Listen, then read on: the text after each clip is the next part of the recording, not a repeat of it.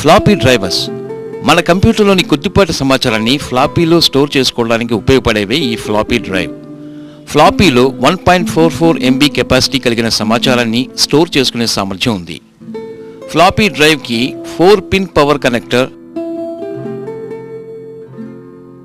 మరియు 34 pin IDE data connector ఉంటాయి.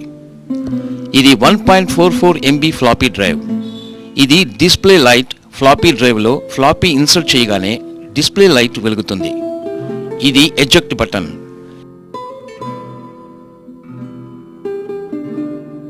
ఇది 4 pin power connector.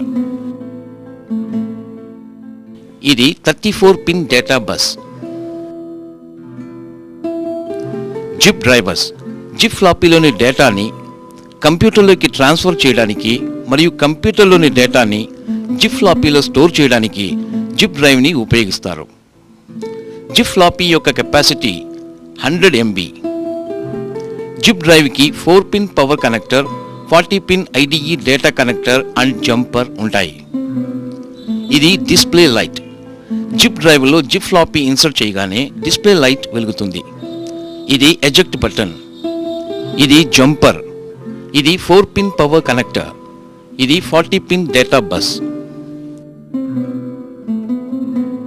Floppy disk drive. Floppy drives మనకి ఉన్న అన్ని డ్రైవ్స్లోకి అతి తక్కువ ఖరీదైనవి.